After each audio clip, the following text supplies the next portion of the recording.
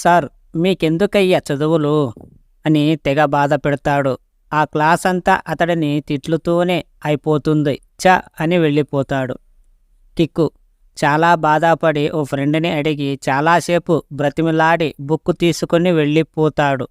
స్వాతి చాలా బాగా హ్యాపీగా సార్ రేపు కూడా చెయ్యండి అని ఇంకాస్త మనీ ఇస్తుంది. ఇదంతా స్వాతి పనిని తనకి తెలుసు కానీ బయటకు చెప్పడు కిక్కు.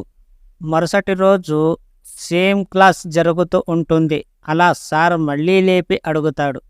సార్ ఆ చెప్పు కిక్కు దీనికి ఆన్సర్ అని లేపుతాడు మళ్ళీ. కిక్కు తెలియదు సార్ చాక్పీస్ విసురుతాడు. కిక్కు ఎందుకు సార్ నాకు రాదంటే వదలరా వీళ్ళని కూడా అడగండి అంటాడు. సార్ నాకే సలహాలు ఇస్తావారా అని డస్టర్ విసురుతాడు. కిక్కు ఆ కాలేజు వాళ్ళదని భయమా అని నవ్వుతాడు. సార్ కోపం ఆపుకోలేక బుక్కు విసురుతాడు. కిక్కు అదే బుక్కు పట్టుకుని సార్ కేసి విసిరి తన వైపుగా నడుస్తూ అందులో ఏం అడుగుతున్నావో నీ ఇష్టం అడుక్కో అంటాడు. అలా క్లాస్ అంతా నిశ్శబ్దంగా ఉంటుంది.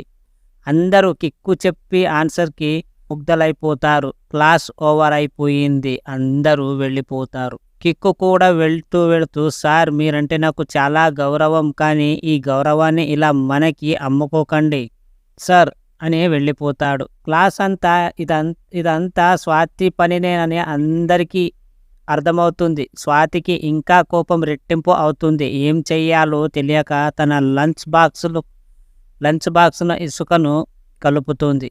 అంతలో కిక్కు రావడాన్ని చూసి స్వాతి పక్కకు వెళ్ళిపోతుంది. కిక్కు వచ్చి బాక్స్ తీసుకొని తినడానికి వెళ్ళి బాక్స్ని ఓపెన్ చేసి చూసి కూడా తినబోతాడు. స్వాతి షాక్ అయిందంటే వాడు అది కూడా తింటున్నాడు అని తన ఫ్రెండ్స్ అంటారు.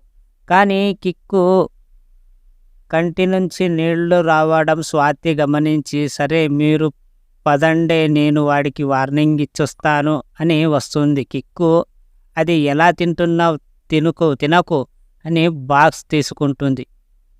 కిక్కు స్వాతిది ఇది నీ పనేనని నాకు తెలుసు, కానీ నువ్వు ఏదో చేశావని ఇలా తినకుండా ఉండలేను. ఎందుకో తెలుసా, ఇది కేవలం నీకు అన్నంలాగే కనిపిస్తుంది.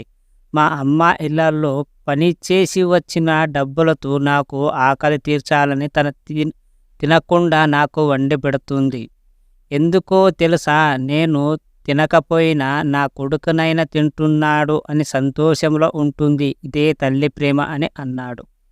కిక్కు ఆ ఇసుక ఉన్న భాగాన్ని తిప్పేసి తింటున్నాడు. స్వాతి అలాగే తనకు తెలియకుండానే తన కళ్ళల్లో నీళ్లు వస్తున్నాయి.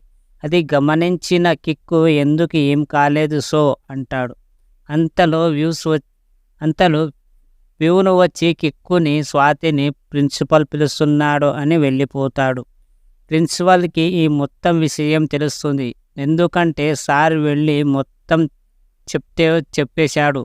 అందుకే ఇలా స్వాతిని పనిష్మెంట్ చేయడానికి పిలిచాడు. ఇదే స్టోరీ నెక్స్ట్ వీడియోలో చెప్తాను.